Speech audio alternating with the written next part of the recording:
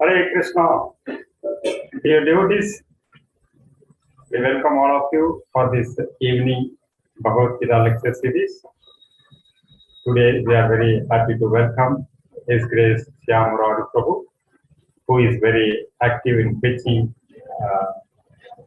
He and his wife both are preaching in temple premises for a long time. Like Prabhu is used to take a science of self-realization course, and his wife Prabhu Mataji used to take doctor class school classes in temple for many years.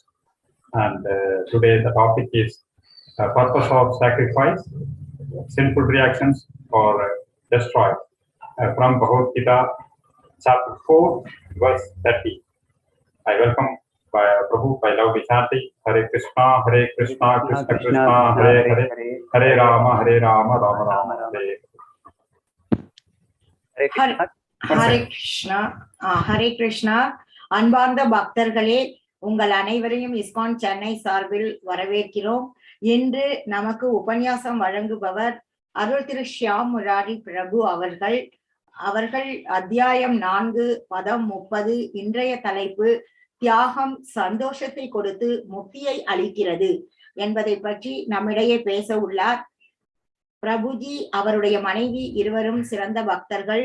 Prabhuji தன்னை அறியும் விஞ்ஞானம் போன்ற வகுப்புகளை கோயிலில் பல பக்தர்களுக்கு நடத்தி இருக்கிறார். அவருடைய மனைவியும் குழந்தை வகுப்புகள் எல்லாம் எடுத்துக்கொண்டிருக்கிறார்கள். அவரை சென்னை ISKCON சார்பில் ஹரே கிருஷ்ணா சொல்லி வருக வருக என வரவேற்கலாம். ஹரே கிருஷ்ண கிருஷ்ண கிருஷ்ண ஹரே ஹரே, ஹரே ராம ராம ராம ஹரே ஹரே. ஹரே கிருஷ்ணா.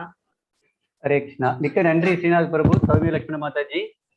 கிருஷ்ணா எப்பயுமே பக்தர் ஒரு சின்ன விஷயம் செஞ்சா கூட அதை பெருசா பார்ப்பாரு.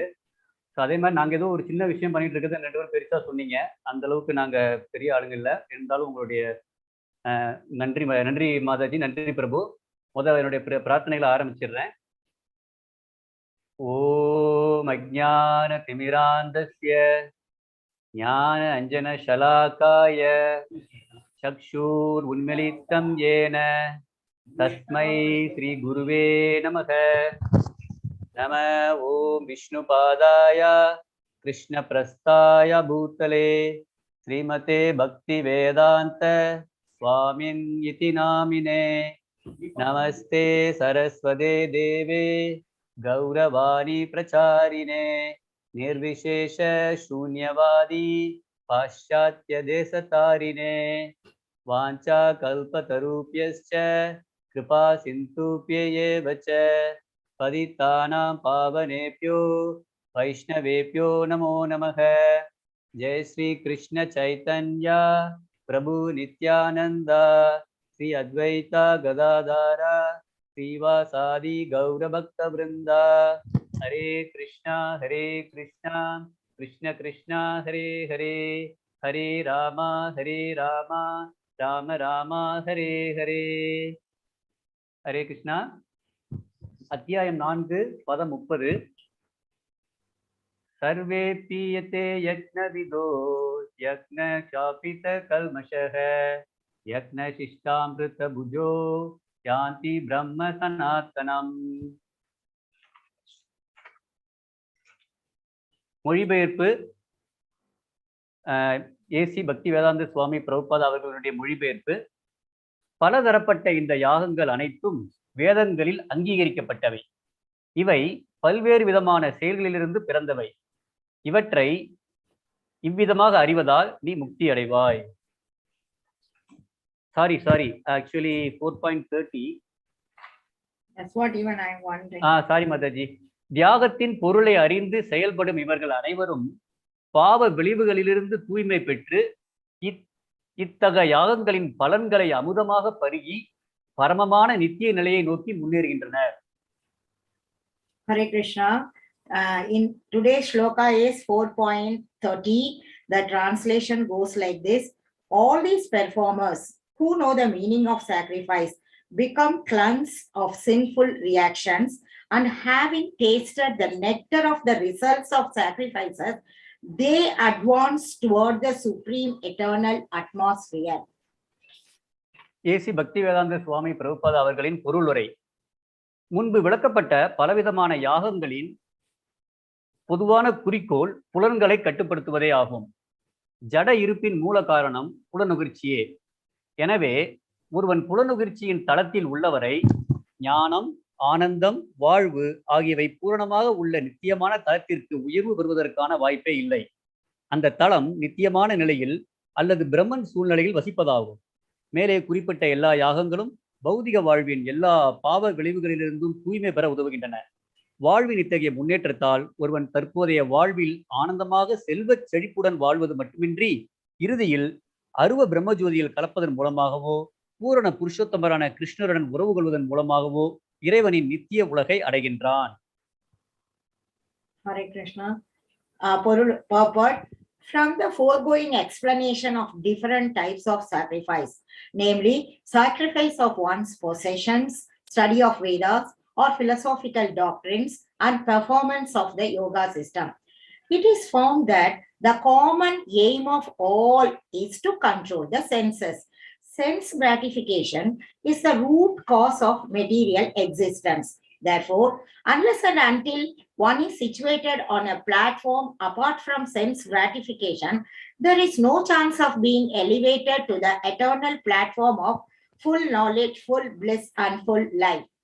This platform is in the eternal atmosphere or Brahman atmosphere. All the above mentioned sacrifices help one to become cleansed of the sinful reactions of material existence. By this advancement in life, not only does one become happy and opulent in this life, but also at the end, he enters into the eternal kingdom of God, either merging into the impersonal Brahman or associating with the Supreme Personality of Godhead, Krishna. So, சுருக்கமா கிருஷ்ணன் என்ன சொல்றாருன்னா, பலவிதமான இந்த யாகங்கள் ஒருத்தங்களை வந்து பாவ விளைவுகளிலிருந்து விடுவிக்கிறது, பாவ குணங்களிலிருந்து விடுவிக்கிறது, ஒரு சந்தோஷமான ஐஸ்வர்யமான வாழ்க்கையை கொடுக்கிறது, முக்தியை கொடுக்கிறது அப்படின்னு சொல்றாரு. ஸோ இப்போ வந்து அப்ப சாக்ரிஃபைஸ், அதாவது எந்த ஒரு தியாகமும் வந்து நமக்கு வந்து சந்தோஷத்தையும் முக்தியையும் கொடுக்கவில்லை என்றால் அது வந்து தியாகமே கிடையாது, ஒரு சடங்கு அப்படின்னு சொல்லி சொல்றாரு. ஸோ இப்போ நம்ம இப்போ என்ன பார்க்க போறோம்னா, தியாகம் என்றால் என்ன, எப்படி வந்து தியாகம் வந்து நம்மளுடைய பாவ குணங்களை விளக்குகிறது, எப்படி வந்து தியாகம் வந்து நமக்கு வந்து சந்தோஷமான ஒரு ஐஸ்வர்யமான வாழ்க்கையை கொடுக்கிறது, எப்படி தியாகமானது முக்தியை கொடுக்கிறது என்று பார்க்க போகிறோம். In brief, Lord Krishna says in Bhagavad-Gita, different kinds of sacrifices, they cleanse our sinful qualities and it leads us to happy and opulent life as well as liberation. If a sacrifice is not leading to happiness and liberation, then it is just a ritual. Now we are going to see what is sacrifice, how sacrifices cleanses our sinful qualities, and also how sacrifice leads happy and opulent life, how sacrifice leads to liberation. Okay. முதல்ல வந்து தியாகம் என்றால் என்ன அப்படின்னு பார்க்க போறோம். பொதுவா தியாகம் என்று சொன்னால் புலன் கட்டுப்பாடு அப்படின்னு அர்த்தம். அதாவது ஒரு தாழ்ந்த விஷயத்தை விடுறது, ஒரு உயர்ந்த விஷயத்தை அடைவதற்காக தாழ்ந்த விஷயத்தை விடுவது. நம்ம வந்து தாழ்ந்த விஷயங்களை உடையனா நம்மளால வந்து உயர்ந்த விஷயங்களை அடைய முடியாது. இப்போ உதாரணத்துக்கு இப்போ ஒரு கோவிலுக்கு போறீங்க, கோவில்ல பாத்தீங்கன்னா ஒரு 10 படிக்கட்டு இருக்குது. நீங்க வந்து அந்த முதல் படிக்கட்டிலேயே நின்றுக்கிட்டு அந்த கோவிலுக்கு அந்த கர்ப்பகிரகத்துக்கு போக முடியாது. அந்த முதல் படிக்கட்டை விட்டு 2வது படிக்கட்டு போகணும், அதை விட்டு அடுத்து உயர்ந்த 3வது படிக்கட்டு போகணும், அதை விட்டு அதுக்கு அடுத்த 4வது உயர்ந்த படிக்கட்டுக்கு போகணும். அப்படி கீழே இருக்க படிக்கட்டுகளை விட்டு விட்டு உயர்ந்த படிக்கட்டுக்கு நீங்க போனா மட்டும்தான் அந்த கர்ப்பகிரகத்துக்கு நீங்க போக முடியும். சரிங்களா? ஸோ இதுல என்ன தெரியுது அப்படின்னா, ஒரு தாழ்ந்த விஷயத்தை நம்ம விட்டா மட்டும்தான் ஒரு உயர்ந்த விஷயத்தை அடைய முடியும் அப்படிங்கிறது தெரியுது. அதே மாதிரி தான் நம்மளுடைய புலன் இன்பங்கள், வெற்றிக்கான ஆசை, லாபத்துக்கான ஆசை, மரியாதைக்கான ஆசை, இந்த மாதிரியான விஷயங்களை நம்ம விட்டு கொடுத்தா மட்டும்தான் நம்ம வந்து ஒரு உயர்ந்த நிலையை அடைய முடியும். அது மாதிரி விட்டு கொடுக்கறதுக்கு பேரு தான் வந்து தியாகம். First of all, let's see what is sacrifice. In general, no, sacrifice means sense control. That is, if you want to achieve a higher taste, then you have to give up the lower taste. Without giving up lower things, no, you cannot achieve higher things. For example, suppose if you go to temple, there are 10 steps are there to reach the Garbhagriha. So which means that you cannot stand in the last step and have the darshan of the Lord. You have to take each step, you have to move forward and then reach the Garbhagriha. Then only you can have the darshan of the Lord. Similarly, we have to give up our sense enjoyment. That is, whatever we want, like victory, gain, honor and all that, we have to leave all this to achieve higher things. That is called sacrifice. So நம்ம இப்போ தியாகம் அப்படின்னா என்னன்னு பார்த்தோம்.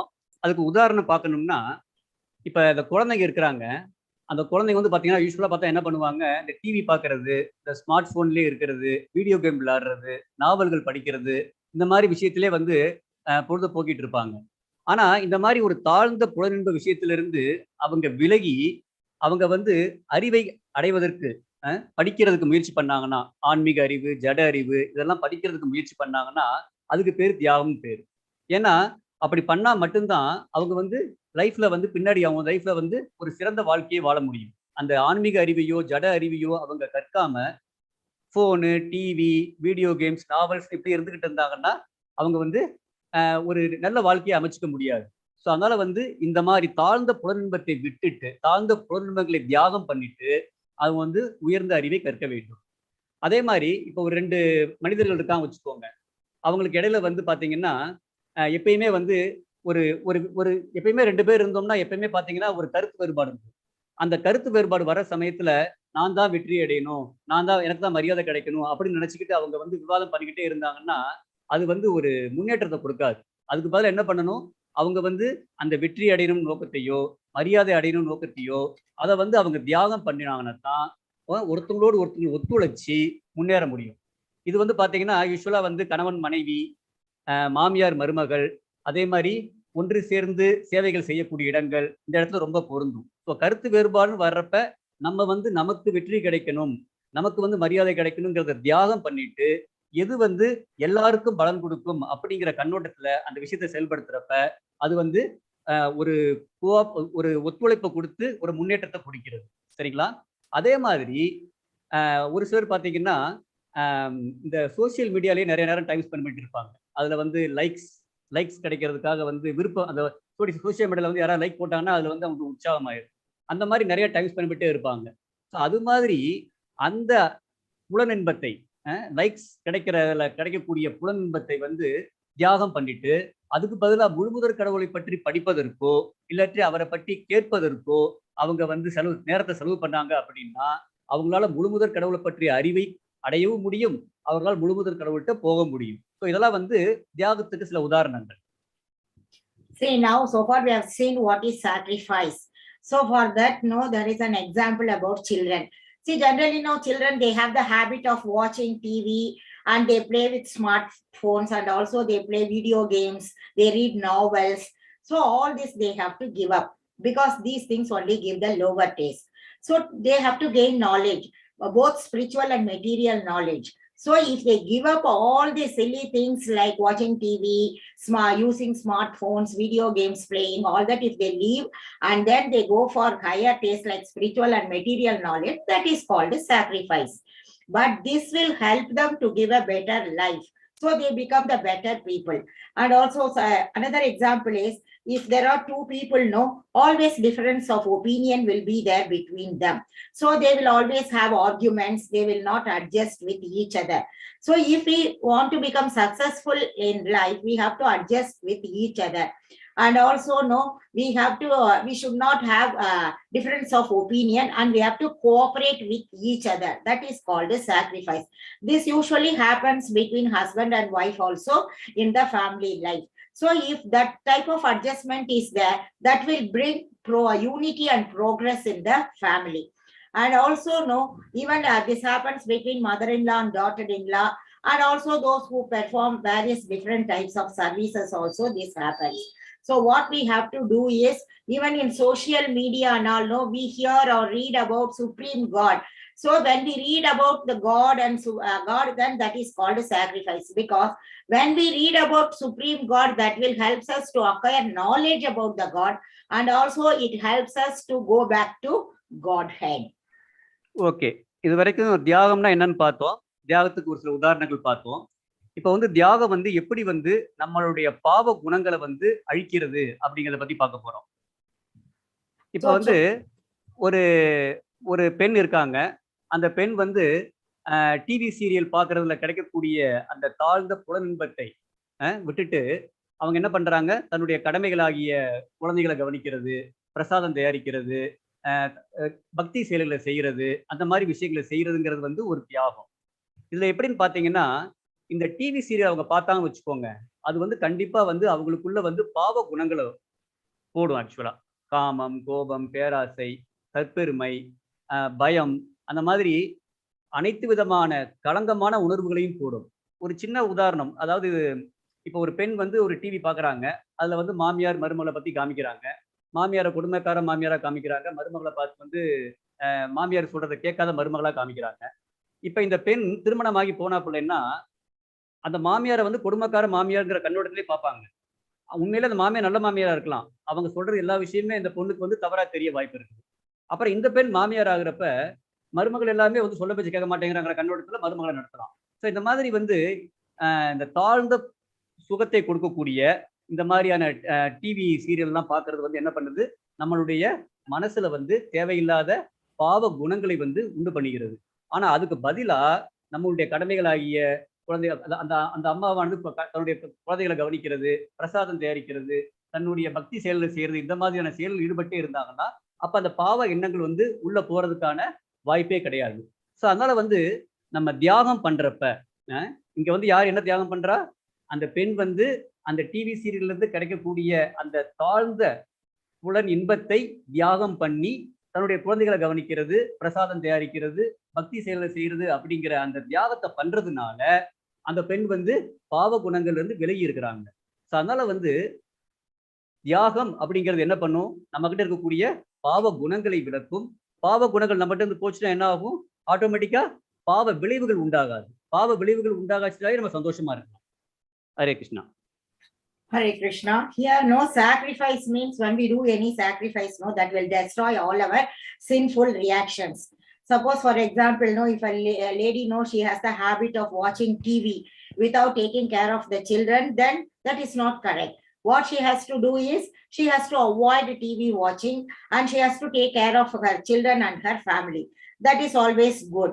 So suppose if there is a TV serial, in that serial, no, there is a difference of opinion between mother-in-law and daughter-in-law, and always no, the daughter-in-law will not listen to the mother-in-law. So no, this concept no influences this lady.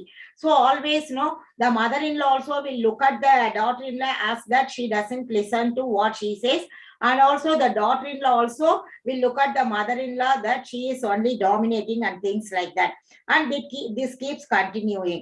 Suppose if that lady, she sacrifices her TV watching, and that gives only the lower taste. Then for what she has to do, she has to take care of her family, children, prepare nice prasadam, teach them spiritual stories and all that. If she does, that will give her the higher taste, and because of that she will become very free from all the sinful reactions. And also like we will become free from material contaminations. What are the material contaminations? Are 6 enemies like lust, greed, anger, vengeance, envy, pride, fear, fault finding, gossiping. All that will go away from that, and also we'll attain only peace, and also we will revive our pure love of God and attain liberation. So when we do the sacrifice, that will benefit others, and also that will give peace to others also, and it will give peace to us also, and also it will help us to attain love of God and the love of God. Okay. Hare Krishna. So அடுத்து வந்து எப்படி வந்து இந்த தியாகமானது நமக்கு ஒரு சந்தோஷமான ஐஸ்வர்யமான வாழ்க்கையை கொடுக்கும் அப்படிங்கிற பார்க்க போறோம். கிருஷ்ணர் சொல்றாரு, அனைத்து வகையான தியாகங்களும் கடைசியில் என்னை வந்து அடைகின்றன. அத்தியாயம் 5 பதம் 29.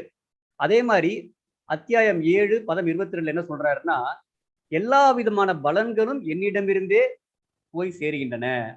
தேவர்கள் மூலமாக பலன்களை ஒரு சிலர் அடைந்தாலும் அனைத்து பலன்களும் என்னிடமிருந்தே போய் சேருகின்றன. நல்லா கவனிச்சுக்கோங்க. யார் என்ன தியாகம் பண்ணாலும் அது கடைசியில் அது என்னத்தான் வந்து அடையுது. அதே மாதிரி யார் எந்த ஒரு பலனை அடைஞ்சாலும் அது என்னிடமிருந்தே வருகிறது அப்படின்னு சொல்லிடுறாரு. இதை எப்படி நம்ம புரிஞ்சுக்கிறது அப்படின்னா, இப்ப வந்து ஒருத்தர் வந்து ஒரு அமைச்சர்கிட்ட போய் ஏதோ ஒரு விஷயத்த சாதிச்சுக்கிறாரு. ஆனா அந்த விஷயத்த அவர் அமைச்சர் மூலமா சாதிச்சாலும் அந்த அமைச்சருக்கு வந்து அந்த விஷயத்தை கொடுக்கறதுக்கான அப்ரூவலை கொடுத்திருக்கிறது யாரு? முதலமைச்சர். சரிங்களா? அதே மாதிரி நம்ம தேவர்கள்ட்ட போய் தேவர்கள் மூலமா வந்து ஒரு விஷயத்தை அடைஞ்சாலும் அந்த தேவர்களுக்கு வந்து அந்த விஷயத்தை கொடுக்கலாங்கிற அப்ரூவலை கொடுத்திருக்கிறதே வந்து முழுமுதற் கடவுள் கிருஷ்ணர் தான்.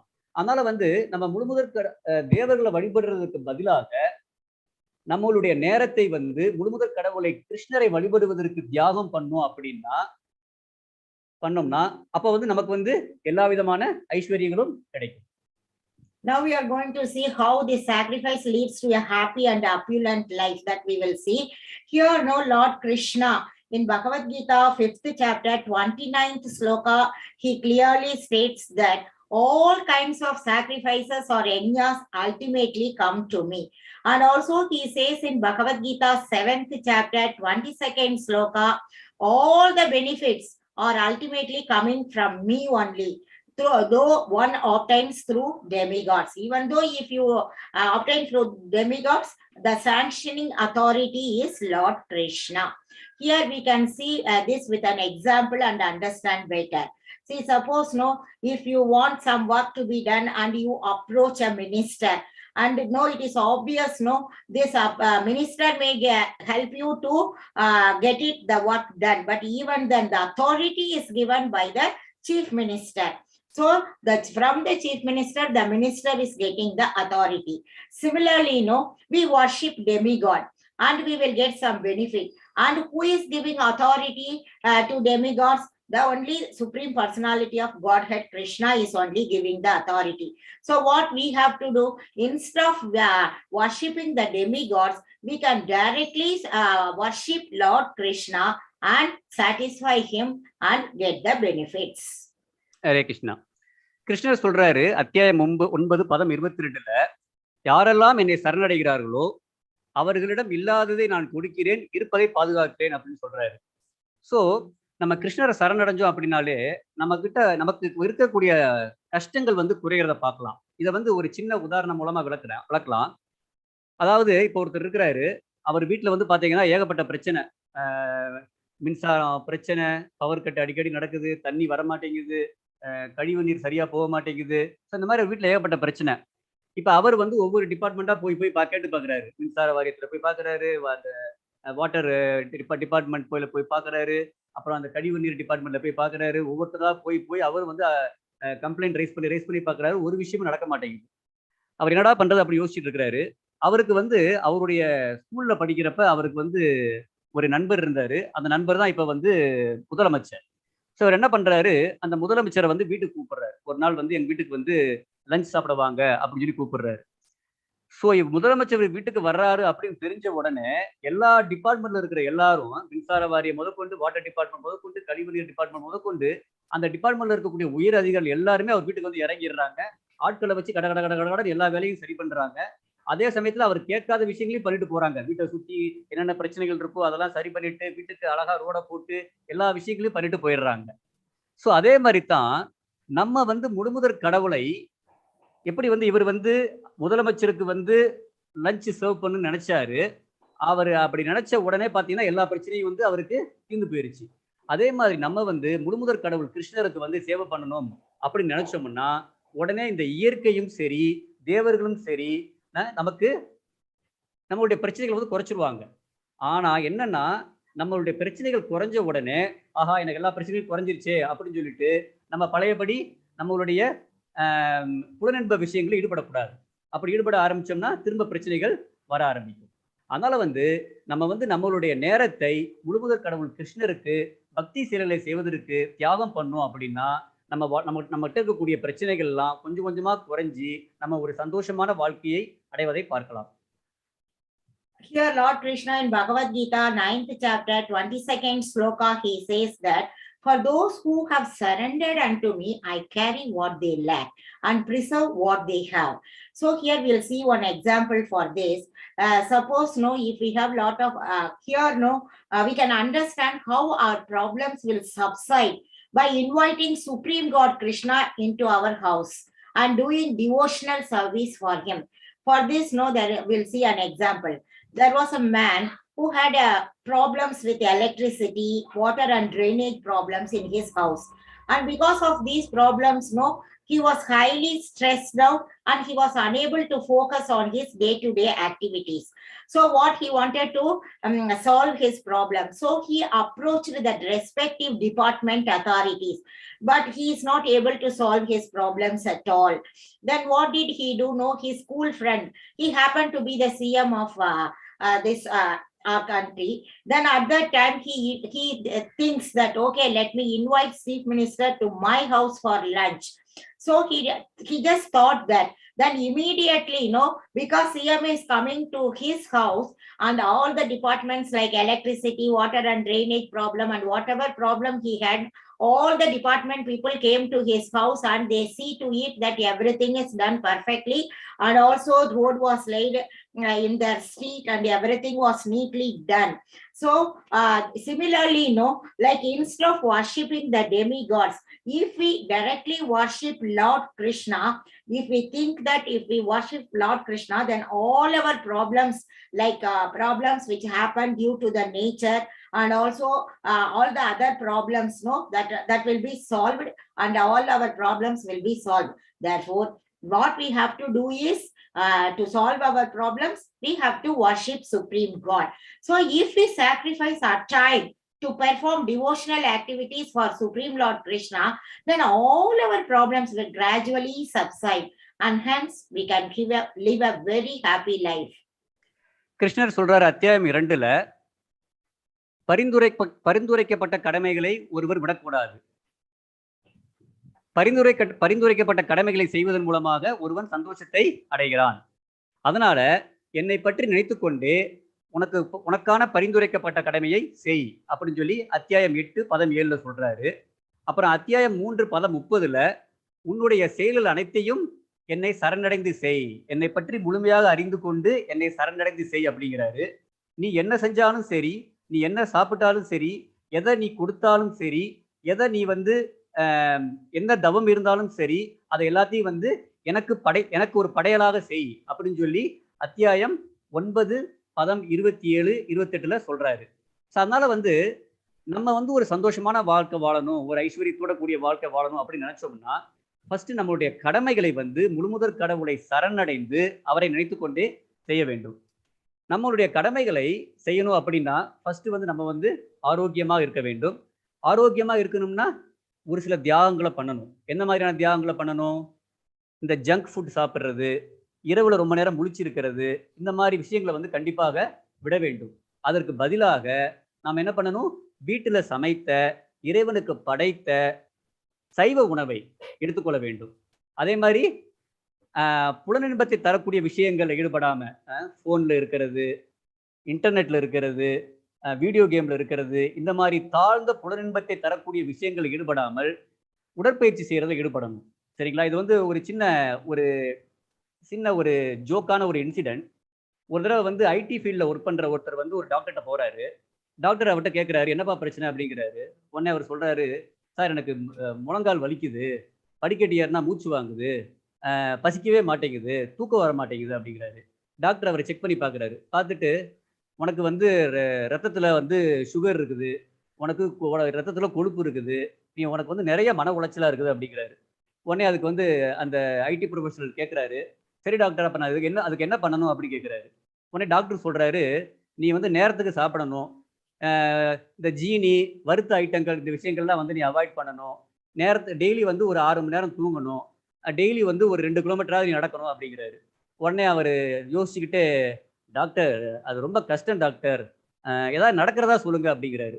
உடனே டாக்டர் சொல்றாரு, நான் சொன்னதை நீ நடத்தலைன்னா உன்னுடைய இறுதி சடங்கு நடந்துரும், நீ முடிவு பண்ணி எது நடக்கணும்னு முடிவு பண்ணிக்கோ அப்படிங்கிறாரு. ஸோ ஸோ நம்மளுடைய ஸ்பிரிச்சுவல் மாஸ்டர் ஸ்ரீல பிரபுபாத் கூட ஆக்சுவலாக வந்து டாக்டர் சொன்ன அட்வைஸை கேட்டுக்கிட்டு சீரியஸாக வந்து டெய்லி வந்து வாக்கிங் போக ஆரம்பிச்சாரு. சரிங்களா? ஸோ அதனால வந்து நம்ம வந்து நம்மளுடைய கடமைகளை கிருஷ்ணரை சரணடைந்து செய்கிறோம் அப்படின்னா அதுக்கு வந்து ஆரோக்கியமா இருக்கணும். அந்த ஆரோக்கியமா இருக்கணும்னா ஒரு நல்ல லைஃப் ஸ்டைலை, ஒரு ஆரோக்கியமான லைஃப் ஸ்டைலை வந்து நம்ம பின்பற்றணும்.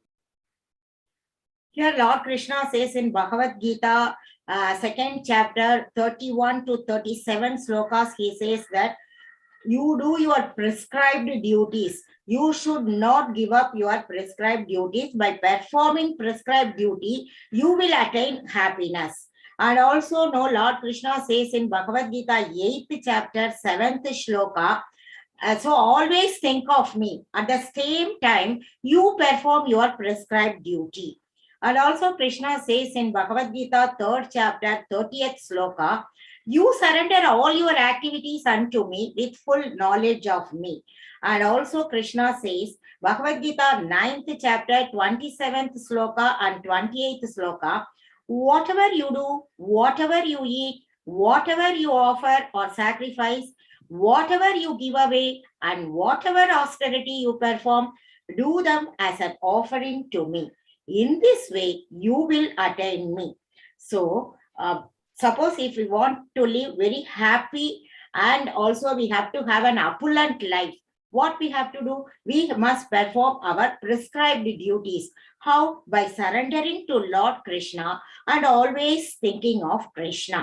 So, in order to perform our prescribed duties, first of all, we have to be very healthy. So, how to be healthy? We have to sacrifice certain things like we have to avoid eating junk food and also no late night sleep and late night activities we have to avoid. So what we have to do instead of that? We have to eat nice home cooked vegetarian food which is offered to Lord Krishna, and that prasadam we have to take it. So we have to sacrifice the time spent for sense enjoyment activities. So instead of doing sense enjoyment activities, we have to do the exercise. Here, there is a funny incident, so which explains the importance of exercise. Once there was an IT professional. He went to doctor for consultation and he asked the doctor. Then the doctor asked, what is your problem? Then the IT professional said, I have knee pain while climbing the stairs and also breathing heavily.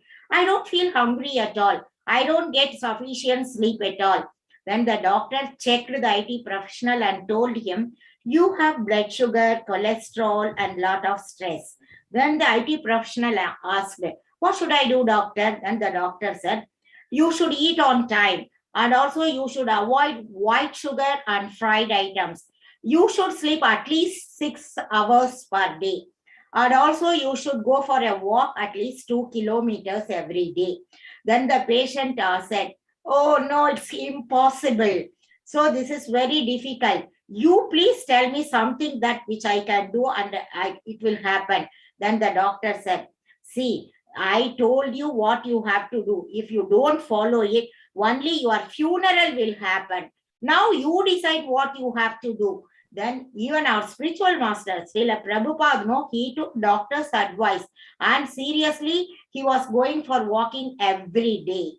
So we have to see where we have to want to have a happy and opulent life. We have to be healthy, and to be healthy, we have to do exercises and follow a perfect lifestyle. அதே மாதிரி நம்மை சார்ந்து இருக்கிறவங்களுக்கு ஒரு அமைதியான சூழ்நிலை, பக்தி பண்ணுவதற்கான ஒரு ஆரோக்கியமான அமைதியான சூழ்நிலை நம்ம உருவாக்கணும் அப்படின்னா கண்டிப்பா வந்து அதுக்கு வந்து நம்ம ஒரு வருமானத்தை ஈட்டுறதுங்கிறது ரொம்ப முக்கியம். ஸோ அதனால வந்து மாணவர்களா இருக்கிறவங்க அப்படிங்கிறவங்க தங்களுடைய புலனின்ப செயல்களுக்கு தியாகம் செய்துவிட்டு அதுக்கு பதிலாக அவர்கள் வந்து ஆன்மீக கல்வி, ஜடக்கல்வி ஆகியவற்றை கற்பதற்காக தன்னுடைய முயற்சிகளை போட வேண்டும்.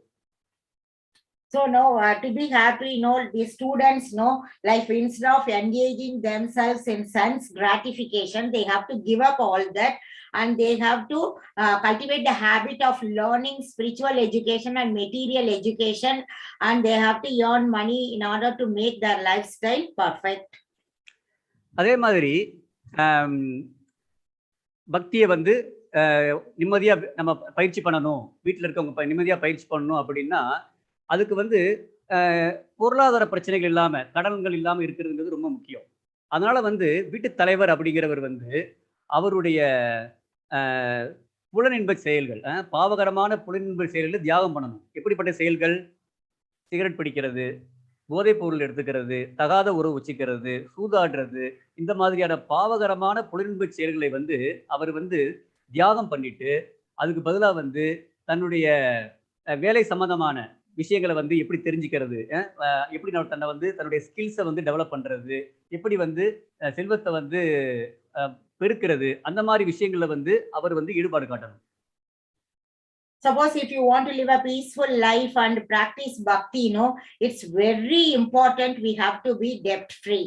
So for that, what the head of the household should do is he should sacrifice his spending his time for sinful sense enjoyments like smoking, intoxication, illicit relationships, and gambling. And what he has to do, he has to focus on his prescribed duties, and also he has to develop his skills to perform his prescribed duties extremely well, and also he has to develop his skill to multiply his wealth. That is also important. அதே மாதிரி பக்தியை வந்து வீட்டில் வந்து நிம்மதியா பயிற்சி பண்ணணும் அப்படின்னா வீட்டில் இருக்கிறவங்களுக்கு இடையில இருக்கக்கூடிய உறவு வந்து சரியா இருக்கணும். அதுக்கு என்ன பண்ண வேண்டியிருக்கும்? நம்மளுடைய நேரத்தை வந்து தியாகம் பண்ணணும். எப்படி தியாகம் பண்ணணும்? புலனின்ப செயல்கள், திரும்பவும் புலனின்ப செயல்கள். நம்ம ஏற்கனவே பார்த்த மாதிரி இந்த புலனின்ப செயல்கள் தான் வந்து நம்மளுடைய எல்லா பிரச்சனைகளுக்கும் காரணம். ஸோ இந்த புலனின்ப செயல்கள்லாம் என்னது? திரும்ப அதே தான். டிவி பார்க்கறது, ஃபோனில் டைம் ஸ்பெண்ட் பண்ணுறது, இன்டர்நெட்டில் டைம் ஸ்பெண்ட் பண்ணுறது, நாவல்ஸ் படிக்கிறது, சமூக ஊடகங்களில் நேரத்தை செலவழிக்கிறது, இந்த மாதிரியான தாழ்ந்த இன்பத்தை கொடுக்கக்கூடிய புலனின்ப விஷயங்கள்லேருந்து விலகி இருந்து குடும்ப உறுப்பினர்களோடு நேரத்தை செலவு பண்ணுறதுக்கு நேரத்தை ஒதுக்கணும். இப்போ வந்து கணவன் மனைவி இருக்காங்க அப்படின்னா அவங்க வந்து வீட்டு சம்பந்தமான விஷயங்களை வந்து ஒருத்தவங்க பகிர்ந்து கொள்ள வேண்டும். அப்போ தான் அவங்களுக்கு இடையில வந்து ஒரு நல்ல உறவு இருக்கும். இல்லைன்னு என்ன ஆகும்? எப்போ பார்த்தாலும் வீட்டில் சண்டை சச்சரவாக இருக்கும். இப்போ 2 பேருக்கு இடையில வந்து உறவு நல்லதாக இருந்துச்சுன்னா அவங்க ஒரு பெரிய பிரச்சனையை கூட எளிதாக எடுத்துக்கிட்டு போயிடுவாங்க. ஆனால் 2 பேருக்கு இடையில இருக்கக்கூடிய உறவு சரியில்லை அப்படின்னா ஒரு சின்ன விஷயத்துக்கு கூட தகராறு பண்ணுவாங்க. சரிங்களா? அதே மாதிரி ஒரு சில பெற்றோர்கள் சொல்லுவாங்க, என்னோட பிள்ளைங்க நான் சொல்றதை கேட்கவே மாட்டேங்குது அப்படின்னு சொல்லுவாங்க. ஆனா அதுக்கு காரணம் என்னன்னா பெற்றோர்கள் வந்து தங்கள் குழந்தைகளோடு நேரத்தை செலவு பண்ணாததுதான்.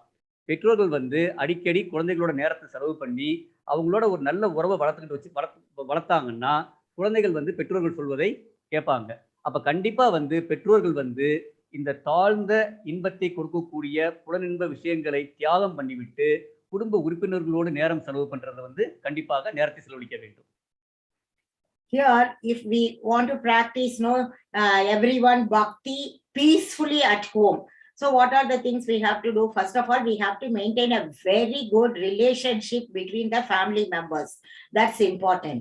Then what we have to do, we have to sacrifice our time spent for sense enjoyment activities. What are the sense enjoyment activities? As I told you earlier, reading novels, watching TV serials, browsing the internet, spending time on social media, gossiping about others, all that we have to leave it. That will give you only the lower taste. We have to leave all that and we have to go for higher taste and spend quality time with the family members. Suppose between husband and wife, usually they don't spend quality time with each other to talk about the family matters. So if they spend time with each other and they can have a very good relationship between them, so that their relationship it will not break. So always if they don't spend if they don't understand each other, always there will be fight between each other. For silly things and all, they fight with each other.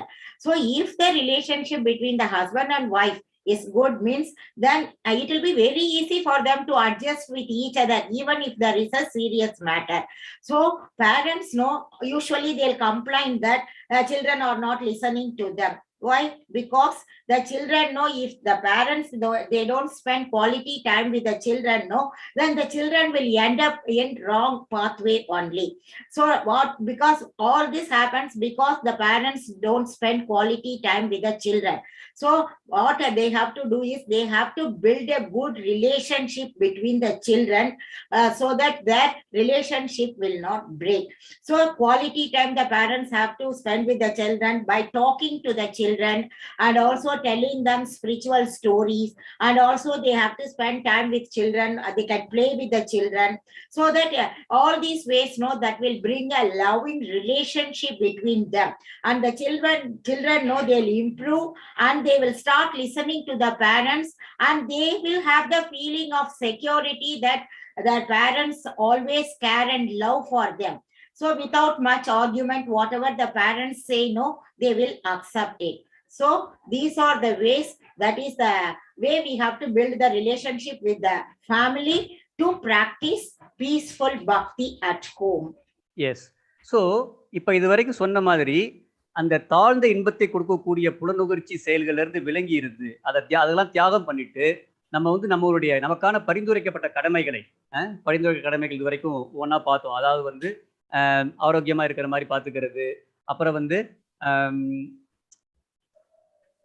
அது மாதிரி குடும்ப உறுப்பினர்களுக்காக நேரத்தை செலவு பண்றது, அப்புறம் வந்து நமக்கு வந்து ஒரு வருமானத்தை வந்து உண்டு பண்ணிக்கிறதுக்கான முயற்சிகளில் ஈடுபடுறது, அந்த மாதிரியான நம்மளுடைய கடமைகளை நம்ம பண்ணிக்கிட்டே இருக்கிறப்ப ஆட்டோமேட்டிக் என்ன ஆகும், நமக்கு சந்தோஷமான ஐஸ்வர்யமான வாழ்க்கை கண்டிப்பாக கிடைக்கும்.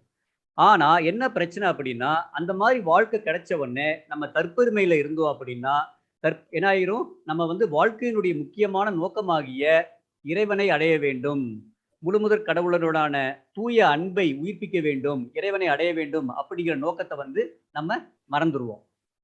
அதனால தான் இப்போ உதாரணத்துக்கு பார்த்தீங்கன்னா, இந்த தியான யோகி அப்படிங்கிறவங்க என்ன பண்ணுவாங்க அப்படின்னா, அந்த முக்தியை அடையணும் அப்படிங்கிறதுக்காக தியானம் பண்ணுவாங்க.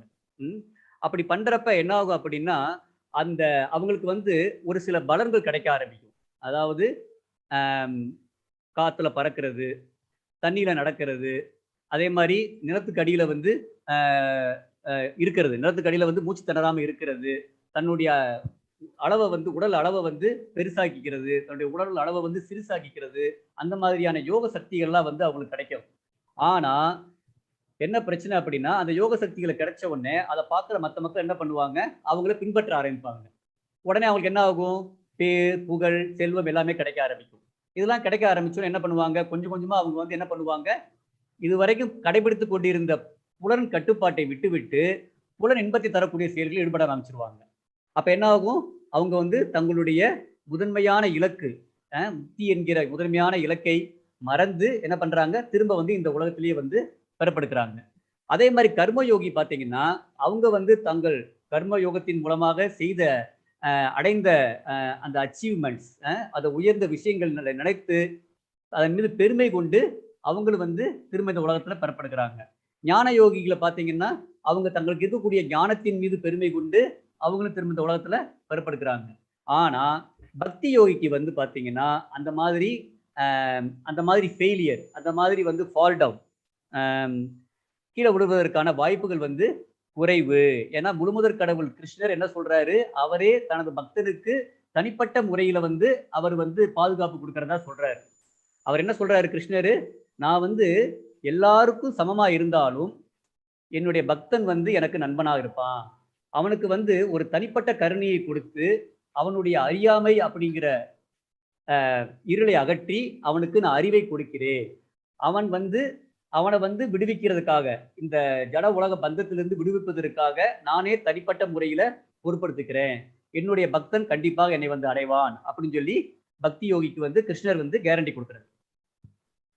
Here, so far we have seen the different types of sacrifices we have done to lead a healthy, happy and opulent life.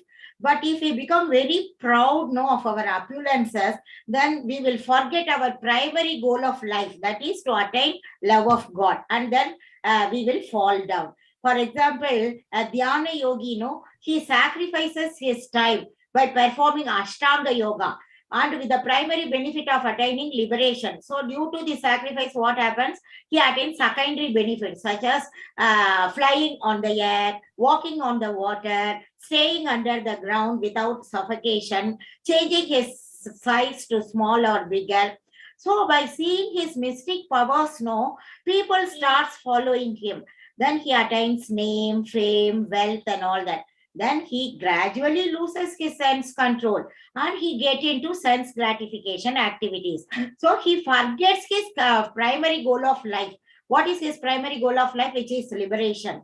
So then he is bound to the material world again. Similarly, even a karma yogi, he is proud of his achievements. If he is proud of his achievements, then he'll fall down. Jnana yogi also, he becomes proud of his knowledge, then he will also fall down. But there is no failure for bhakti yogi at all. So because always Supreme Lord takes the personal responsibility for the protection of his devotees. And also Lord Krishna says, though I am equal to all, I become a friend to my devotee. And also I show special mercy to my devotee by destroying his ignorance with knowledge. And also Lord Krishna takes personal responsibility for his devotee and delivers him. And also Lord Krishna sees to it that his devotee will attain Lord Krishna without fail. Hare Krishna. So இது வரைக்கும் நம்ம தியாகம்னா என்னன்னு பார்த்தோம். தியாகம் எப்படி நம்மளுடைய பாவ குணங்களை அழிக்குதுன்னு சொல்லி பார்த்தோம். அடுத்து தியாகம் எப்படி நிம்மதியான ஒரு சந்தோஷமான ஐஸ்வர்யமான வாழ்க்கைக்கு வழிவகுக்கிறதுங்கிறத பார்த்தோம். இப்போ தியாகம் எப்படி முக்திக்கு வழிவகுக்குது அப்படிங்கிறத பார்க்க போறோம். So far we have seen how the sacrifice of life leads to a healthy lifestyle, and also the quality time we spend with the family, and also how to get income and all that we have been seeing. Now we are going to see that how the sacrifices will help us to attain mukti. இப்போ ஒரு மனிதனை கட்டி போட்டிருக்காங்க. அந்த கட்டி போடப்பட்ட மனிதன் இன்னொரு கட்டி போட்ட மனிதனை விடுவிக்க முடியாது. யார் ஃப்ரீயா இருக்கிறாங்களோ அவங்க தான் கட்டி போடப்பட்ட இன்னொரு மனிதனை விடுவிக்க முடியும். அதே மாதிரி இந்த ஜட உலகத்திலிருந்து நம்மளை விடுவிக்கணும் அப்படின்னா இந்த ஜட உலகத்துல பந்தப்படாத இந்த ஜட உலகத்துக்கு அப்பாற்பட்டு இருக்கக்கூடிய முழுமுதற் கடவுளால மட்டும்தான் நம்மளை விடுவிக்க முடியும். தேவர்களால நம்மளை கண்டிப்பாக இந்த ஜட உலகத்திலிருந்து விடுவிக்க முடியாது. ஏன்னா அவங்களே இந்த உலகத்துல பந்தப்பட்டிருக்கிறாங்க. அவங்களே இந்த உலகத்துல பந்தப்பட்டு குணங்களால காமம், கோபம், பேராசை ஆகியப்பட்ட களங்கமான உணர்வுகளால அவங்க பாதிக்கப்பட்டிருக்கிறாங்க. சுப்ரீம் முழுமுதற் கடவுள் கிருஷ்ணர் மட்டும்தான் இந்த ஜட உலகத்திற்கு அப்பாற்பட்டு ஆன்மீக லோகத்துல கோலோகத்துல அவர் இருக்கிறாரு. அதனால கிருஷ்ணர் மட்டும்தான் நமக்கு முக்தியை கொடுக்க முடியும். அதனால நம்ம இந்த ஜட உலகத்திலிருந்து பிறப்பு இறப்பு அப்படிங்கிற சுழற்சியிலிருந்து விடுபடணும் அப்படின்னா நம்ம முழுமுதற் கடவுளுக்கு நமது தியாகத்தை பண்ண வேண்டும். So now we will see how the sacrifice helps to attain liberation. So this sacrifice helps us to attain liberation, and also that is freedom from the cycle of birth and death from this material world. Suppose if a person he is tied, he cannot release himself. So and also another person who is also tied cannot release him. Only a free person can untie another person who is tied. Similarly, freedom from the material world can be given only by the Supreme God, who exists beyond this material world. So demigods cannot free us from this material world because they themselves are bound within the material world, and they are subjected to contaminated qualities such as lust, greed, anger, envy, pride, fear, etc. So here even Lord Brahma and Indra, they see these are all just position. So these are occupied by spirit souls. Even spirit souls like us also can occupy these positions, but they are much more elevated than us. Only Supreme Lord Krishna resides in the spiritual world, Goloka, which is beyond this material world. So only Lord Krishna can give us the liberation. So if we want to attain freedom from the cycle of birth and death, we have to do sacrifice for the pleasure of Lord Krishna. So கிருஷ்ணர் சொல்றாரு, உன்னுடைய செயல்கள் அனைத்தையும் என்னை சரணடைந்து செய்வாயாக. நீ செய்யறது என்ன செஞ்சாலும் சரி, என்ன சாப்பிட்டாலும் சரி, எதை வந்து படைச்சாலும் சரி, எதை யாருக்கு கொடுத்தாலும் சரி, எந்த மாதிரியான தவத்தை பண்ணாலும் சரி, அதை வந்து எனக்கு படைத்து செய் அப்படின்னு சொல்லி சொல்றாரு. அப்படி செய்வதன் மூலமாக நீ என்னை வந்து அடைவாய் அப்படின்னு சொல்றாரு. இதை வந்து ஒரு சின்ன உதாரணம் மூலம் பார்க்கலாம். அதாவது வந்து இப்ப வந்து ஒரு வீரர் இருக்கிறாரு. அவர் என்ன பண்றாரு, பிரதம மந்திரியினுடைய கட்டளையின் கீழ் போருக்கு போறார். போருக்கு போய் எதிர்நாட்டு போர் வீரர்களோடு போரிட்டு அந்த போர் வீரர்களை கொல்றாரு. இப்ப என்ன ஆகுது, அவருடைய இந்த செயலானது தியாகமாக கருதப்படுகிறது. எதிர்நாட்டு போர் வீரர்களோடு சண்டை போட்டு அந்த போர் வீரர்களை கொல்வது பிரதம மந்திரியினுடைய கட்டளையின் கீழ் நடந்து அதை பண்றது அப்படிங்கிறது ஒரு தியாக செயலாக கருதப்படுகிறது. அதாவது தன்னலமற்ற செயலாக கருதப்படுகிறது. இப்படிப்பட்ட செயலுக்கு பார்த்தீங்கன்னா அவருக்கு ஏகப்பட்ட ரிவார்ட்ஸ் கொடுப்பாங்க, வெகுமதிகள் கொடுப்பாங்க. ஆனா அதே நபர் தன்னுடைய சுயநலத்துக்காக ஒரு பக்கத்து வீட்டில் இருக்கிற ஒருத்தர் போய் வந்து கொல்றாரு வச்சுக்கோங்க. அப்ப என்ன பண்ணுவாங்க, அதை வந்து பாவ செயலாக கருதி அவரை வந்து தூக்கில போடுவாங்க. அதே மாதிரி தான் நம்மளுடைய செயல்கள் வந்து முழுமுதற் கடவுள் கிருஷ்ணரினுடைய கட்டளையின் அடிப்படையில, அவருடைய அறிவுரைகளின் கீழ் அடிப்படையில நம்ம செய்யறப்ப அது வந்து தியாக செயலாக கருதப்படுகிறது, சுயநலமற்ற செயலாக கருதப்படுகிறது. அதுக்கு வெகுமதியாக நமக்கு நிம்மதியும் முக்தியும் கிடைக்கும். ஆனா நம்மளுடைய செயல்களை வந்து நம்ம முழுமுதற் கடவுள் கிருஷ்ணர் சொல்றதை விட்டுட்டு அதுக்கு எதிர்மாறா பண்ண ஆரம்பிச்சோம்னா கண்டிப்பா வந்து நமக்கு என்ன ஆகும், நமக்கு மன உளைச்சல் வரும், மனப்பதட்டம் வரும். இந்த உலகத்திலேயே நம்ம வந்து திரும்ப பெறப்படுப்போம். அதனால வந்து நம்ம வந்து நம்மளுடைய செயல்களை முழுமுதற் கடவுளுக்கு தியாகமாக செஞ்சோம்னா நமக்கு வந்து முக்தி கிடைக்கும். Next, Lord Krishna says in Bhagavad-Gita, surrender all your activities unto me with full knowledge of me. And whatever you do, whatever you eat, whatever you offer, sacrifice, whatever you give away, and whatever austerity you perform, do them as an offering to me. In this way, you will attain me. So we will see this with an example. Actually, when a soldier kills the enemies following the order of Prime Minister, then his act is considered as sacrifice. That is selfless act he is doing for the country. Then for that act, he'll be given rewards by the Prime Minister. The same soldier, if he kills his neighbor for some selfish reasons, then what happens? This act is considered as a sinful act. Then he'll be hanged for that act. Similarly, if our activities are performed by following the instructions of Lord Krishna, then we will be given reward. That is what reward? Peace and liberation from the cycle of birth and death. So if we perform our activities without following the instructions of Lord Krishna, then we will be affected by anxiety, depression, and also we will be bound to this material world. What we have to do? We should perform our activities as a sacrifice to Supreme Lord Krishna in order to attain happiness and also attain liberation. So நம்ம வந்து நம்மளுடைய செயல்களை வந்து முழுமுதற் கடவுள் கிருஷ்ணருக்கு வந்து தியாகமா பண்ணணும் அப்படிங்கிறத பார்த்தோம்.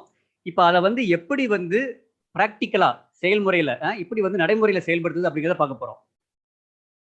So far we have seen what are the things we have to perform to satisfy Lord Krishna. Now practically how to implement that we are going to see now. So முதல்ல வந்து நம்ம வந்து நமக்கான பரிந்துரைக்கப்பட்ட கடமைகளை வந்து முழுமுதற் கடவுளை வந்து வணங்கி செய்யணும். அந்த கடமைகளுடைய முடிவை வந்து முழுமுதற் கடவுளே எடுக்கட்டும், முழுமுதற் கடவுள் போக்குல விட்டுறணும். சரிங்களா? அதனுடைய முடிவு வந்து இப்படி இருக்கணும், அப்படி எதிர்பார்க்கக்கூடாது. அந்த முடிவுல வந்து எனக்கு வந்து சந்தோஷம் கிடைக்கணும், லாபம் கிடைக்கணும், வெற்றி கிடைக்கணும், மரியாதை கிடைக்கணும் அப்படின்னு நினைக்கக்கூடாது. கடமைகளை வந்து முழுமுதற் கடவுளை வழிபட்டு செய்யறது மட்டும் தான் நம்ம பக்கம் இருக்கணுமே தவிர அதனுடைய முடிவுகளை வந்து முழுமுதற் கடவுள்கிட்ட விட்டுறணும். அப்புறம் அதனுடைய முடிவுகள் வந்து எப்படி வந்தாலும் அதை எடுத்துக்கணும். சாதகமான பலனா இருக்கலாம், இல்லாட்டி பாதகமான பலனா இருக்கலாம். சம்டைம்ஸ் சாதகமான பலனா என்னது, ஏதாவது ஒரு இன்பம் கிடைக்கலாம், வெற்றி கிடைக்கலாம், லாபம் கிடைக்கலாம், இல்லாட்டி மரியாதை கிடைக்கலாம்.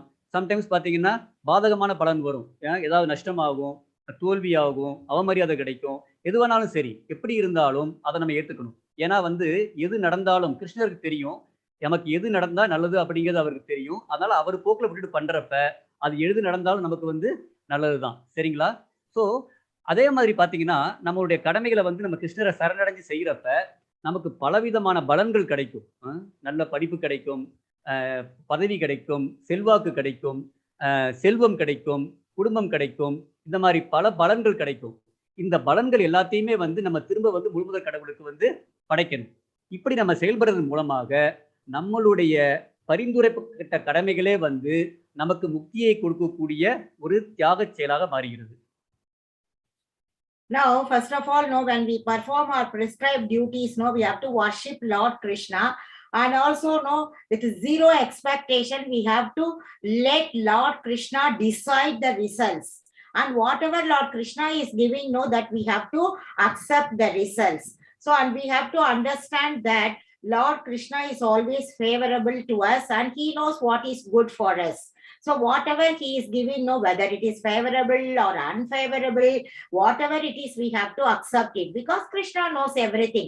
All that what we have to do is we have to surrender ourselves to Krishna's and do our prescribed duties, so that no, Krishna will give many benefits such as education, position, influence, wealth, family, etc.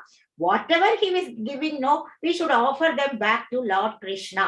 So by acting like this, no, our prescribed duties, no, they become a sacrifice to Krishna, and which in turn will give us the liberation. Okay. இப்ப வந்து நம்ம வந்து நமக்கு கிடைக்கக்கூடிய பலன்கள், அந்த நம்மளுடைய பரிந்துரைக்கப்பட்ட கடமைகளின் மூலமாக கிடைக்கக்கூடிய பலன்கள், படிப்பு, பதவி, செல்வாக்கு, செல்வம், குடும்பம், இது எல்லாத்தையும் எப்படி வந்து கிருஷ்ணருக்கு வந்து படைக்கணும் அப்படிங்கிறத பார்க்க போறோம். இப்ப வந்து நம்ம வீட்டுல வந்து கிருஷ்ணரை வச்சோம் வச்சுக்கோங்க, கிருஷ்ணரை வச்சு அவரை வழிபட்டோம் வச்சுக்கோங்களேன். அப்ப என்ன ஆகுது, நம்ம வீட்டை வந்து அவருக்கு படைக்கிறோம். அதனால என்ன ஆகுது, நம்மளுடைய வீடு அப்படிங்கிறதே, நம்ம வீடு வச்சிருக்கோம் அப்படிங்கிறதே வந்து நமக்கு வந்து முக்தியை தரக்கூடிய ஒரு தியாக செயலாயிருது.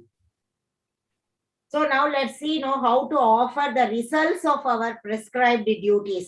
That is, whatever benefits we get, like education, position, influence, wealth, family, etc.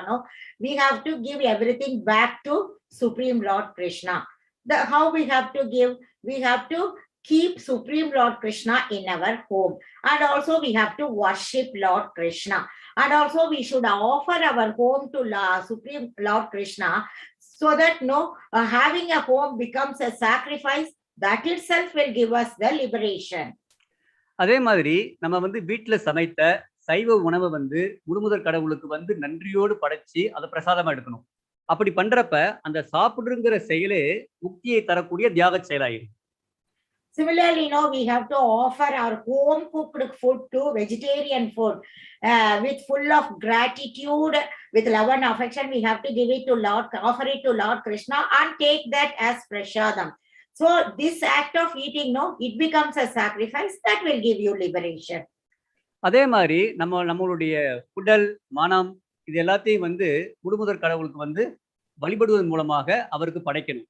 அப்படி செய்யறதன் மூலமாக நம்மளுடைய வாழ்க்கை என்பதே நமக்கு வந்து முக்தியை தரக்கூடிய தியாக செயலாகுது. உதாரணத்துக்கு பாத்தீங்கன்னா, நம்மளுடைய கண்களை வந்து முழுமுதற் கடவுளினுடைய அழகான விக்கிரகங்களை பார்ப்பதற்கும், நம்மளுடைய உடலை வந்து அவர் முன்னாடி விழுந்து வழங்குவதற்கும், நம்மளுடைய மூக்கை வந்து இறைவனுக்கு படைக்கப்பட்ட பூக்கள், அந்த பக்தி, அந்த வாசனைகளை நுகர்வதற்கும், நம்மளுடைய நாக்கை வந்து கீர்த்தனைகள் பாடுவதற்கும், இறைவனை பற்றிய, கிருஷ்ணரை பற்றிய விஷயங்களை பேசுவதற்கும் உபயோகிக்கிறது.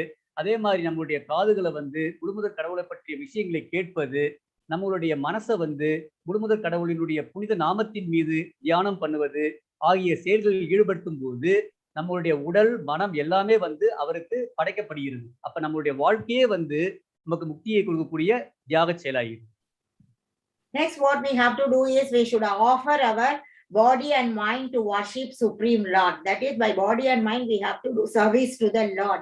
So how when we sacrifice our body and mind to Lord Krishna, that itself will give us the liberation. For example, we have to use our eyes to see the beautiful form of the Lord, and also we have to use our body, to pay obeisances to Lord Krishna. And also we have to use our nose, to smell the flowers which is offered at the lotus feet of Lord Krishna, and also the incense sweets offered to Supreme Lord. And also use your tongue to sing kirtan, and also to to glorify Lord Krishna, and also preach about Lord Krishna. You use your ears to hear matters about Lord Krishna. So this way, our mind, you have to always meditate on the lotus feet of Lord Krishna, and also the holy names. So when you use your body, mind, and your words in the service of the Krishna, then you will attain liberation. அடுத்து வந்து நம்ம கிட்ட இருக்கக்கூடிய electronic gadgets, உதாரணத்துக்கு பார்த்தீங்கன்னா computer, smart phone, இந்த மாதிரி விஷயங்களை வந்து முழுமுதற் கடவுளை பத்தி படிக்கிறதுக்கு, அவரை பத்தி கேட்கறதுக்கு, சங்கீர்த்தனைகள் கேட்பதற்கு, அவரை பற்றிய விஷயங்களை மற்றவங்களுக்கு சொல்லித் தர்றதுக்கு இது மாதிரி உபயோகப்படுத்த வேண்டும். அப்படி உபயோகப்படுத்துவதன் மூலமாக இந்த மாடர்ன் டெக்னாலஜிஸை நம்ம வந்து வச்சிருக்கிறதே வந்து நமக்கு முக்தியை கொடுக்கக்கூடிய ஒரு தியாக செயலா மாறி. Next one is like all the electronic gadgets like our computer, smartphone, all that we have to use in the service of the Lord. We have to use them to read and hear about the Supreme God. And also we have to hear kirtans, and also we have to teach and online teaching and give knowledge about Supreme Lord to others. So all these modern technologies, they become, so when we use in the service of the Lord, that itself is a sacrifice, and that will give you liberation. அதே மாதிரி நம்ம கிட்ட இருக்கக்கூடிய வாகனங்களை வந்து முழுமுதற் கடவுளுடைய கோவில்களுக்கும் புனித தலங்களுக்கும் போவதற்கு உபயோகப்படுத்த வேண்டும். அப்படி உபயோகப்படுத்துறப்ப நம்மளுடைய வாகனமே வந்து நமக்கு வந்து முக்தியை கொடுக்கக்கூடிய ஒரு அந்த வாகனம் வச்சிருக்கிறது அப்படிங்கிறதே முக்தியை கொடுக்கக்கூடிய ஒரு தியாக செயலாயிரும். We have to use our vehicle to visit the temple, and also to go to holy places. We have to use it. So the vehicle itself, it becomes a sacrifice, and that will help us to get liberation. அதே மாதிரி மற்றவங்களுக்கு வந்து முழுமுதற் கடவுளை பற்றிய அறிவை கொடுக்கறதுக்காக நாம வந்து நம்மளுடைய படிப்பு, நம்மளுடைய செல்வாக்கு ஆகியவற்றை உபயோகிக்க வேண்டும். அப்படி பண்றதன் மூலமாக நம்மளுடைய படிப்பு, நம்மளுடைய பதவி, இவை என்ன ஆகுது, நமக்கு முக்தியை தரக்கூடிய ஒரு தியாக செயலா மாறுது. And also our education, and also our influence, everything we have to use to teach about the Lord to others. So and this act of studying and attaining position, it becomes a sacrifice, and that will give you liberation. For example, Bhaktivinoda Thakur, how he had done, like that we have to do. Correct. Follow his footsteps. Yes, இதுக்கு வந்து சிறந்த உதாரணமா வந்து பக்தி வினோத் தாக்கூர் சொல்லலாம். பக்தி வினோத் தாக்கூர்ங்கிறது வந்து ஒரு குடும்பஸ்தராக இருந்தாரு. அவர் வந்து ஜட்ஜாக ஒரு உயர்ந்த பதவியில் இருந்தார். குடும்பஸ்தராக வந்து வர்ணாசிரம் சிஸ்டத்தில் இருந்தார் ஆக்சுவலா. சரிங்களா? வர்ணாசிரம் சிஸ்டத்துல வந்து அவர் குடும்பஸ்தராக இருந்து அவர் வந்து அதே சமயத்துல வந்து ஜட்ஜி அந்த பதவியை பார்த்தாரு. அது ரெண்டையும் வந்து அவர் மேனேஜ் பண்ணிக்கிட்டே அதே சமயத்துல வந்து கிருஷ்ண உணர்வை வந்து மற்றவங்களுக்கு கொடுக்கறதுக்காக அவர் பண்ணின சேவைகள் வந்து ஏராளம். ஸோ அது வந்து ஒரு சிறந்த உதாரணம். The best example here is Bhaktivinoda Thakur. Even though he was in Grahastha ashram, so he was maintaining the Grahastha family life, and also he had the highest position as a judge. He was able to balance both. At the same time, he is preaching to others, and he gave knowledge about Krishna to others. அதே மாதிரி புனித தலங்களுக்கு போவதன் மூலமாகவும் இந்த ஆன்மீக அறிவு, கிருஷ்ணரை பற்றிய அறிவை மற்றவங்களுக்கு கொடுப்பதற்காக தானம் பண்ணுவதன் மூலமாகவும், எப்படி தானம் பண்ணலாம்? கோவில் கட்டுவதற்கு தானம் பண்ணலாம், விக்கிரக அலங்காரத்துக்கு தானம் பண்ணலாம், புத்தக விற்பனைக்கு தானம் பண்ணலாம், பிரசாதம் அன்னதானம் கொடுப்பதற்கு தானம் பண்ணலாம். இந்த மாதிரி நம்ம கிட்ட இருக்கக்கூடிய செல்வத்தை நம்ம உபயோகப்படுத்துக்கப்ப அந்த செல்வமே வந்து நமக்கு முக்தியை தரக்கூடிய ஒரு தியாக செயலாயிருக்கு. Also we can give donations, and also we can give donation to spread the knowledge of Lord Krishna, and also give donation for the temple construction, for deity decoration also we can give donation, and those who are going for book distribution, we can give them some donation to help them to distribute books, and also for prasadam distribution we can give donation. All this we should offer our wealth to, these are the ways by which we can offer our wealth to Supreme God. So this our act of earning money, this money becomes a sacrifice. Through this money we can get liberation. Yes, அதாவது வந்து நம்ம வந்து அந்த கிருஷ்ணரை பற்றிய அறிவை மற்றவங்களுக்கு கொடுப்பதற்கான செயல்கள், கோவில் கட்டுறது, விக்கிரக வழிபாடு, புத்தக விநியோகம், அன்னதானம், இந்த விஷயங்களுக்கு வந்து நம்மளுடைய செல்வத்தை கொடுக்குறப்ப அந்த செயல் நம்ம அந்த சம்பாதிக்கிறங்கிற ஒரு செயலே வந்து நமக்கு முக்தியை கொடுக்கக்கூடிய தியாக செயலாயிருது. ஸோ அடுத்து வந்து நம்மளுடைய குடும்ப உறுப்பினர்களை வந்து நம்ம வந்து ஒரு சிறந்த பக்தர்களாக, ஒரு ஒழுக்கமுள்ள பக்தர்களாக மாற்றுவதன் மூலமாக நம்ம வந்து என்ன பண்றோம், அந்த குடும்பத்தை நம்ம குடும்பம் வச்சிருக்கிறது அப்படிங்கிறதே வந்து நமக்கு தியாகத்தை கொடுக்கக்கூடிய, நமக்கு முக்தியை கொடுக்கக்கூடிய ஒரு தியாக செயலாயிருது. And also it's very important, no, we have to train our family members to become devotees of Lord Krishna. That is very, very important. We should give them Krishna and Krishna Bhakti. So if we do like this, no, having a family, then that such type of sacrifice, no, that gives us the liberation. So இது வரைக்கும் வந்து நம்ம வந்து தியாகம்னா என்னன்னு பார்த்தோம், தியாகம் வந்து எப்படி நம்மளுடைய பாவ குணங்களை விளக்குதுன்னு பார்த்தோம், தியாகம் எப்படி வந்து நமக்கு வந்து சந்தோஷத்தையும் ஐஸ்வர்யத்தையும் கொடுக்குதுன்னு பார்த்தோம், எப்படி வந்து தியாகம் வந்து நமக்கு முக்தியை கொடுக்குதுன்னு சொல்லி பார்த்தோம். ஸோ அதனால வந்து இந்த மாதிரி தியாக செயல்களை செய்வதன் மூலமாக நாம வந்து நம்மளுடைய இருக்க பாவ எண்ணங்கள் விலகி நாம சந்தோஷத்தை அடைந்து முழுமுதற் கடவுளோடான தூய அன்பு உயிர்ப்பிக்கப்பட்டு நாம வந்து முழுமுதற் கடவுள்கிட்ட போய் சேர்றோம். So far we have seen what is sacrifice, how to do sacrifice, what are the different types of sacrifices, and how the sacrifices purify us from sinful qualities, and how the sacrifices give us happiness, and also the sacrifices revive our love for God, and also the sacrifices will help us to attain liberation. All that we have seen so far. Hare Krishna, thank you so much for the opportunity. If I had said anything wrong, please forgive me. If anybody has any questions, please kindly raise your arm or type in the chat box. Hare Krishna, I'm extremely thankful for having given me this opportunity, and also if anything wrong I've mentioned, please forgive me. If you have any queries and doubts, you please raise your hand, and also you can type in the chat box. Hare Krishna. Wonderful lecture, Prabhuji. Hare Krishna, thank you, Mataji. One question, Mr. Mahendran, he raised his hand. Mahendran Prabhu, you can ask your question. Prabhuji, namaskaram. Hare Krishna. Hare Krishna, Prabhuji. நல்ல ஒரு சொற்பொழிவு குருஜி, நல்லா இருந்தது. ரொம்ப அருமையா இருந்தீங்க. தியாகத்துக்கு என்னென்ன அடையாளம்ன்றது கிளீனா வந்து நீங்க விவரிச்சு கொடுத்துட்டீங்க குருஜி. ரொம்ப நன்றி குருஜி, ரொம்ப நன்றி. Hare Krishna, Hare Krishna, Hare Krishna. Hare Krishna. All glories to Srila Prabhupada and all the Vaishnavas. Hare Krishna, Hare Krishna.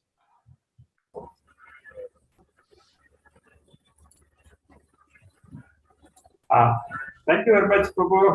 Shyam Prabhu. This verse இந்த கிளாஸ்ல நீங்க கிட்டத்தட்ட ஒரு கிருஷ்ண உணர்வுக்கான ஒரு வாழ்க்கை முறையே முழுமையாக படிப்படியாக நீங்க விளக்கி சொன்னீங்க. இது ஆரம்ப பக்தர்கள்ல இருந்து பயிற்சி பண்ணக்கூடிய எல்லா விதமான பக்தர்களுக்கும் ரொம்ப ரொம்ப யூஸ்ஃபுல்லா இருக்கும். குறிப்பாக சாக்ரிஃபைஸ்னா அதை எப்படி புரிஞ்சுக்கிறது, சாக்ரிஃபைஸை எப்படி முறையாக பண்ணுவது, அது எப்படிப்பட்ட பலன்களை எல்லாம் நமக்கு கொடுக்குது அப்படிங்கிறத ரொம்ப அருமையாக விவரித்து சொன்னீங்க. உதாரணத்துக்கு தாழ்ந்த விஷயங்களை எப்படி விடுறது, அதே மாதிரி கடமைகளை எப்படி நம்ம முறையாக செய்யறது, பாவ செயல்களை எப்படி தியாகம் பண்றது, கடைசியாக முழுமுதற் கடவுளுடைய சந்தோஷத்திற்காக எப்படி தியாகம் செய்வது, குறிப்பாக நமக்கு கிடைக்கக்கூடிய அது ஒரு நம்மகிட்ட இருக்கக்கூடிய வாகனங்கள், அதுக்கப்புறம் நம்முடைய பதவிகள், குடும்ப உறுப்பினர்கள், நம்மகிட்ட இருக்கக்கூடிய செல்வங்கள், இதையெல்லாம் எப்படி முக்திக்காக பயன்படுத்துவது அப்படிங்கிறத ரொம்ப ரொம்ப அருமையான உதாரணத்துக்கு சொன்னீங்க. ஐ திங்க் எல்லா பக்தர்களுக்கும் இன்னைக்கு இது ரொம்ப ரொம்ப யூஸ்ஃபுல்லா இருந்திருக்கும். ஸோ அதனால தொடர்ச்சியா இன்னைக்கு மட்டும் இல்லாம இஸ்கான் சென்னை ஆர்கனைஸ் பண்ணக்கூடிய இந்த மாதிரி வகுப்புகள்ல தொடர்ச்சியாக எல்லோரும் பங்கு கொண்டு இஸ்கான் சென்னை சார்பாக அனைவரும் வேண்டி கேட்டுக்கொள்கிறேன். அண்ட் ஷியாம் முராரி பிரபு இன்னைக்கு இந்த அருமையான ஒரு உபன்யாசத்தை கொடுத்ததுக்கும், பிளஸ் கூடவே சௌமிய லக்ஷ்மண மாதாஜி ரொம்ப அருமையாக அதை ஆங்கிலத்துல மொழிபெயர்த்து ரொம்ப அருமையாக விளக்கினாங்க. இவங்க 2 பேருக்கும் நம்முடைய நன்றியை ஹரே கிருஷ்ண மகாமந்திரத்தை 3 முறை சொல்வதன் மூலமாக நாம் தெரிவிப்போம். Hare Krishna Krishna Krishna Hare Hare, Hare Rama Rama Rama Hare Hare, Hare Krishna Krishna Krishna Hare Hare, Hare Rama Rama Rama Hare Hare, Hare Krishna Krishna Krishna Hare Hare, Hare Rama Rama Rama Hare Hare. Thank you very much, Prabhu. Thank you, Mataji. Thank you, Mataji, for the wonderful translation. எல்லா பக்தர்களுக்கும் ISKCON சென்னை சார்பாக எங்களது நன்றி. ஹரே ஹரே வாச்சா கல்பத்ருப்யஸ்ய கிருபாசிந்துப்யேவ பரிதானா பாவனேப்யோ வைஷ்ணவேப்யோ நமோ நமः. श्रील प्रभुपाद की जय, आनंद गौरी वैष्णव वृंद की जय. गौर प्रेम. हरे हरि बोल. हरे कृष्ण.